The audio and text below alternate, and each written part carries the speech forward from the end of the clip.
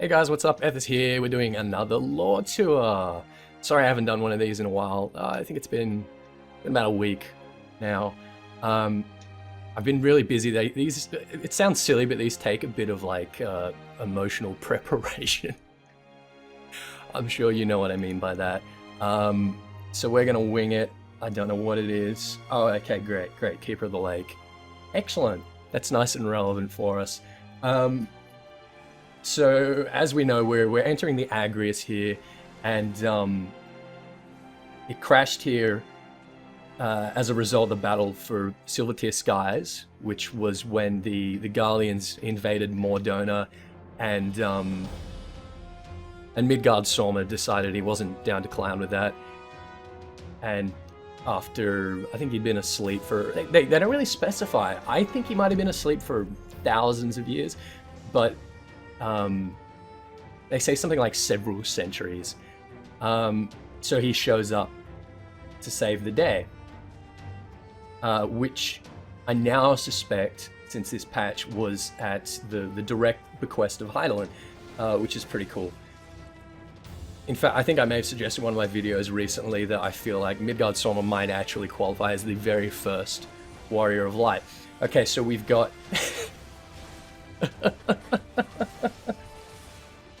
Oh, I'm sorry. So as you know, when I'm doing these, I've got to like pay attention to all the names and stuff because that's a lot of what I'm talking about.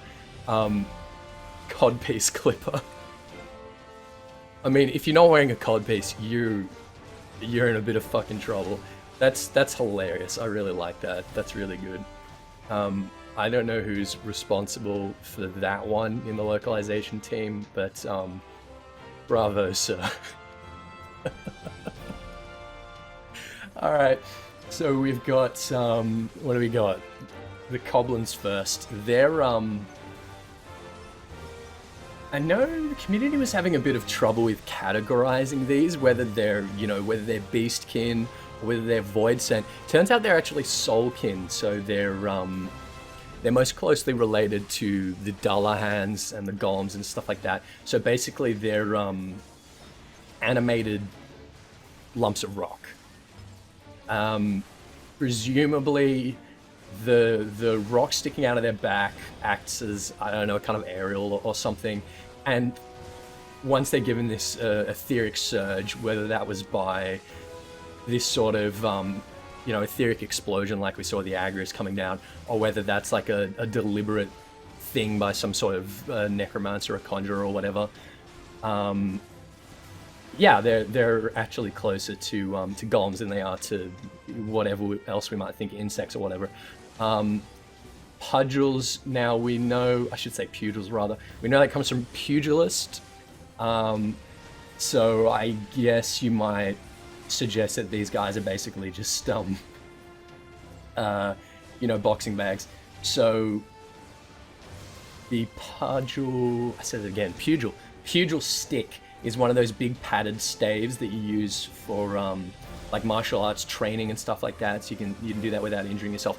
But the Greek pugil, from which pugilist actually comes, is a term basically for the distance between your thumb and your second finger. And as that came to sort of represent, a fist, that was the origins of pugilist. But it's probably referring to them being, this sort of small size. Now we missed that serpent. I've already forgotten what that was called. It was bloody lake serpent or anything. Anyway, so that model we've seen a lot already. We've seen it in Unteki, which is named for the Uktena, I believe they're called. They're a Native American horned water serpent. Also, we've got Oceanus, which I reckon was kind of a disappointing thing for them to be named. Oceanus is the Greek personification of water. And also, we've got a few of them named Jormungand, which is the name for the world serpent, or the Midgard serpent, in Norse mythology. So the same namesake as Midgard Sorma, which is quite interesting. But we'll talk more about that soon. There's lots of really good. I know I've talked a lot about Midgard Sorma, internal to the Final Fantasy XIV universe, and I'll go over a bit of that again because it's probably going to be a pretty long boss fight. But yeah, we'll get to that. So, Einhander, obviously that's like Zweihander. It's a kind of sword that you wield with one hand. It's German. Interestingly, the Einhander is also a Square Enix reference. Einhander was their first side-scrolling rail shooter for the PlayStation 1. They released it in like 97, 98. This is Squaresoft I'm talking about.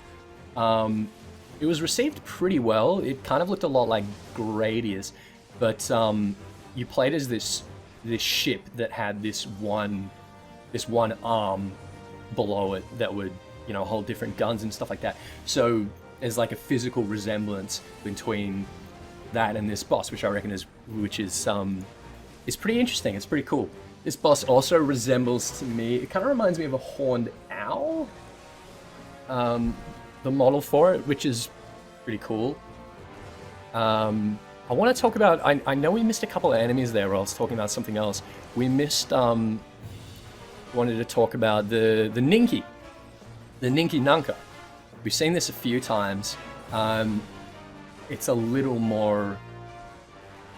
It's not even a little more abstract. It's probably just a little less well known. This is from West African folklore, and it's this sort of big reptilian swamp-dwelling thing,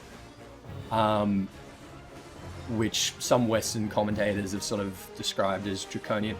But I think it was probably quite like a what do you call them? Komodo dragon. Yeah, the descriptions I've seen of it seem quite similar to the Komodo dragon. Basically, it would eat naughty children that ran away from home. I think there's a bit of a... oh dear, that hurt. I think I just saved myself there with second wind. Yeah, there's a bit of a culture around the Ninki Nankas in the same way as like Bigfoot and the Loch Ness Monster.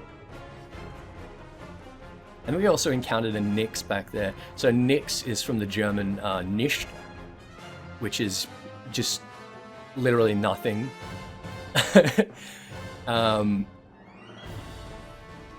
It's sort of to suggest that an absence of something. So I feel like these big frogs that are sort of consuming things might be named for the Nyx.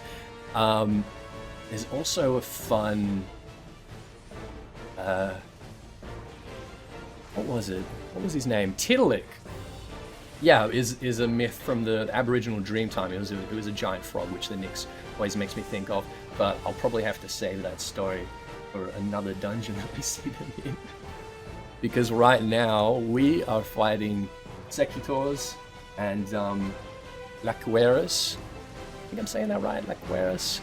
There's so many bloody vowels in there. But the Laqueras, they were both Roman gladiators. The Laqueras fought with like a lasso or noose and a sword, and would sort of, you know, get people around to throw this noose, drag them to the ground, and just shank the shit out of them. And the Secutor was also a gladiator, had a heavy armor and just a little gladius or dagger or something like that. It's interesting that so many of the imperial names, so many of the Gallian names are Latin, not even Latin derivative, but just straight up Roman names. It gives this allusion to the Roman Empire and that sort of, you know, archetypical marauding, conquering kind of people that they are. So we've got the Colossus back there. It's actually not a Roman name. That's named for the Colossus of Rhodes, which was Greek. It was The Colossus of Rhodes was this giant statue of Rhodes. It was one of the seven wonders of the ancient world of the sun god Helios.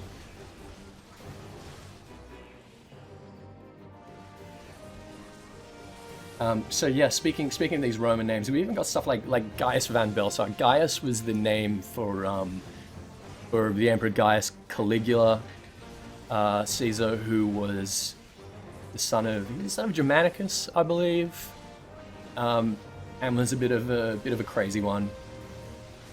I'll talk about him if we end up doing the Praetorium, which I'm sure we will sooner or later. Also, Gaius Cassius was the name of the first wielder of the Longinus. So we've got the 6th cohort here. Now the 6 cohorts, I think they only started appearing in patch 2.4. Correct me if I'm wrong, but I'm pretty sure they started appearing in patch 2.4 when we were working with Ilberd to hunt down that the Gallian spy, the Ivy. And these guys started appearing in the Tangle and around Castrum Sentry. So I think that they're a sort of Gallian reinforcement battalion. The Centurion, of course, designates someone that's in command of 100 soldiers. What I think is really important to note here, this research platform, this is not part of the original Agrius. Now, we heard some suggestion that the Gallians were here to collect something or to scavenge, that they're getting desperate, they're running low on supplies or whatever at Castrum Sentry, and the implication is that they're sort of come to pick the Agrius clean. But the thing is, what they've set up here doesn't seem like a, scavenging and running kind of setup. It's a research station. They're here for long term. Whatever they're after, we've completely overlooked focusing on Midgard Sormer and checking up on him. It's possible that they're also here to monitor Midgard Sormer. It's possible that they're after like the ceruleum core or something for the Agrius to construct some kind of weapon, or something more than just salvaging materials and supplies. I think there's something much more to it than that. I think this is something that's gonna come back and bite us on the ass in 3.0 or 3.1. And I'm really excited to see the Imperials showing up again. I think that's really cool. I don't think it's been since 2.0 that we were fighting them in a sort of endgame main scenario dungeon like this. So it's nice to see them back on the scene and being a threat again, and gives us a new sort of dungeon aesthetic. Well, not a new one, but just one that we haven't seen much of and haven't seen in a while. So I think that's really cool. So we know that the Agrius, as I was saying before, crash into Silvertear Falls. Now Silvertear is actually, as accounted by Eric, the scholar guy from the monk job quests, he tells us that Silvertear is actually the sort of source and fount of all ether in the world, and that Midgard Sormer was placed here by Alfic and Nemea as its protector. So the fact that there was this massive ethereal splash and all of the beast tribes began to be able to summon their primals and all that, that wasn't just instrumental of, a large explosion making a big dent in the land. It was the fact that this crash and this massive explosion was centered at the very heart of this fount of ether. So it's possible that the Gallians recognize this and they're using the shell of the Agrius as a post, not for something that's within the Agrius itself, but just because it's somewhere that they can set up without being too conspicuous, or if they do attract attention, that might be fairly easy to defend. And they're actually researching something concerning this concentration of ether itself. Maybe they're even trying to appropriate the ultimate weapon and use these ether stores to reanimate and control Midgardsormr, seeing as his corpse is still around and seems to have a glimmer of life in it. It could be something like that. Maybe we'll see another Midgardsormr encounter that's a sort of, mecha Midgardsormr that is not sort of controlled by Midgardsormr's own consciousness, but is sort of controlled by these Magitech bits or whatever. I think that would be really cool. I'd love to see that. That would be, wow, that'd be a lot of fun, actually, thinking of that. I really like this boss fight. I reckon all the boss fights in this dungeon and in this patch in general, really, really well designed. I think it's sort of a good indication of where we're going. Okay, so we've got signifers here. Now, signifers in the Roman legions, they were the standard bearers. They would hold the signum for every century. You would have to be in the very first rank, so you'd be the first one running into enemy spears, and you had to hold this damn flag up with nothing to defend yourself with except for some crappy little buckler, and you'd basically be painting yourself a target. You'd have to be holding it up the whole time because it was, the purpose of it was to give something for the rest of the century to rally behind. And you would be targeted, obviously, because your enemy would recognize what the purpose of the signifer was, and would try to throw a sentry into disarray by targeting this guy and taking him out. As for these beasties up here, I assume that the falcons have been sort of incidentally tempered by Midgardsormr just by being in proximity with him. The dragonflies are obviously a similar thing. They're one of the lesser subspecies of the dragons. My theory with like the dragonflies, and here we go, the bias or the drakes, is that we know Midgardsormr is our first dragon, right?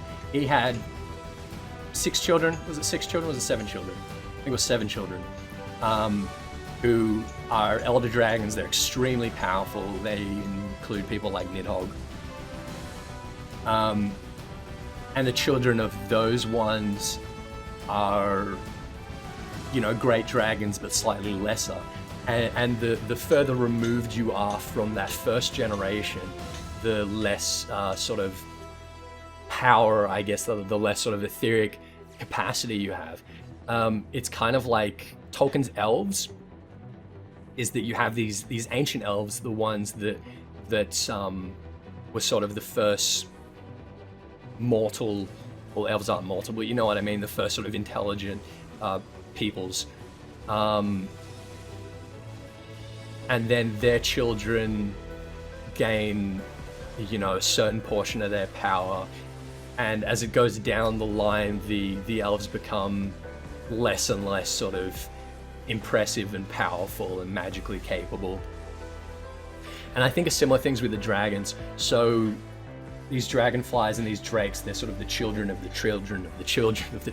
They're very young, and they're very far removed from Midgardsormr and the elder dragons.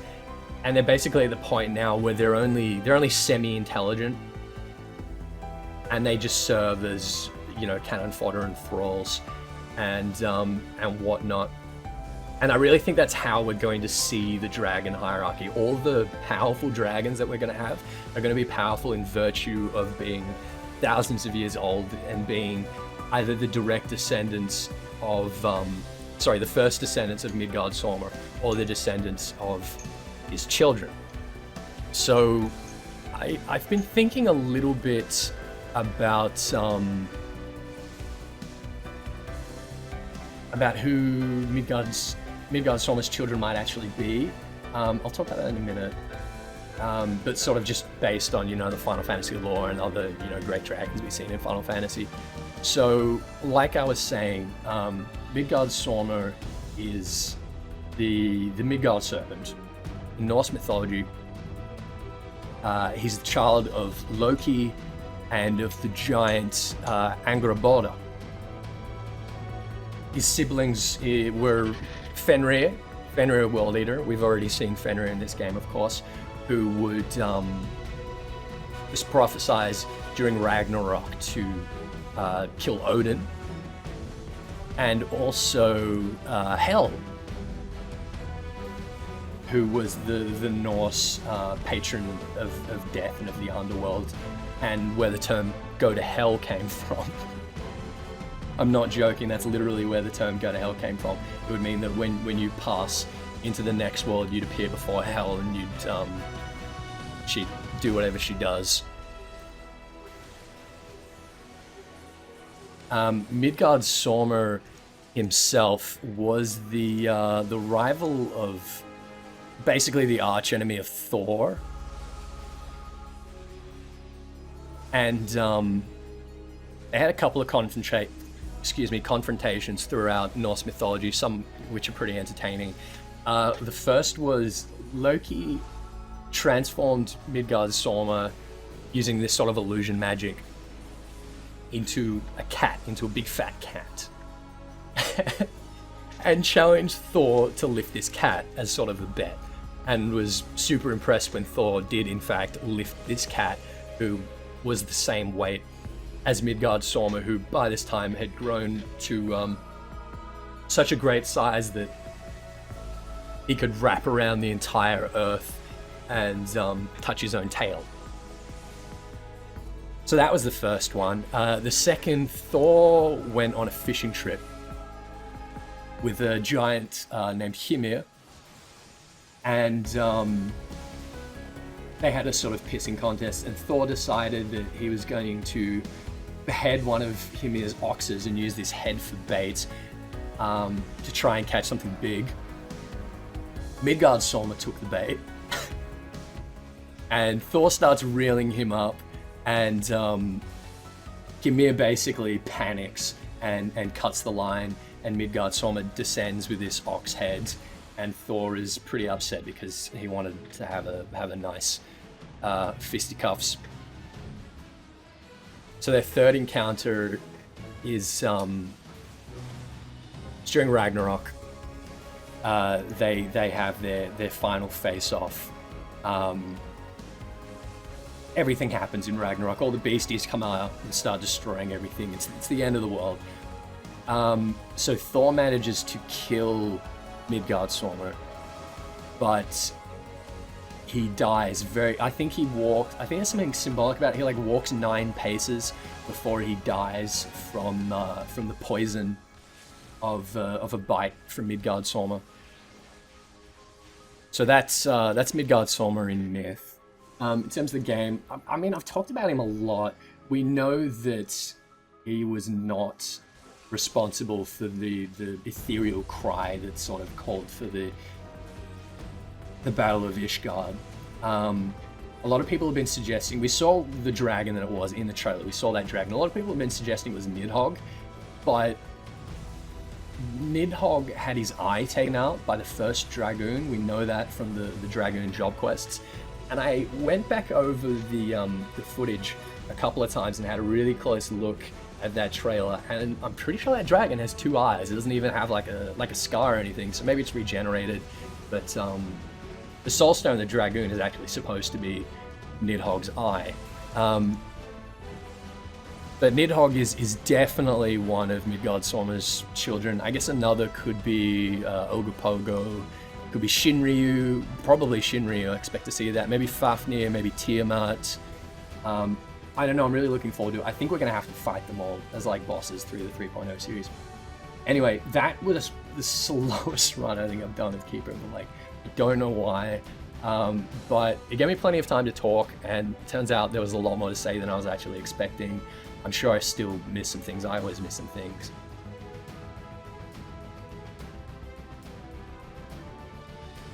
Oh, and I got some nice pants. That's great. I've been looking for those pants for a while for my monk, actually. I really like them. I'm all about that fashion souls. So thanks for watching, guys. As always, thank you so much. Like and subscribe if you're enjoying this. I'm going to be trying to get out a lore tour at least once a week. Like I say, these take me a very, very long time to upload, so it's not something I can do every day, but something I'll definitely do more often. But until then, take care, have a good weekend, and I'll see you next time.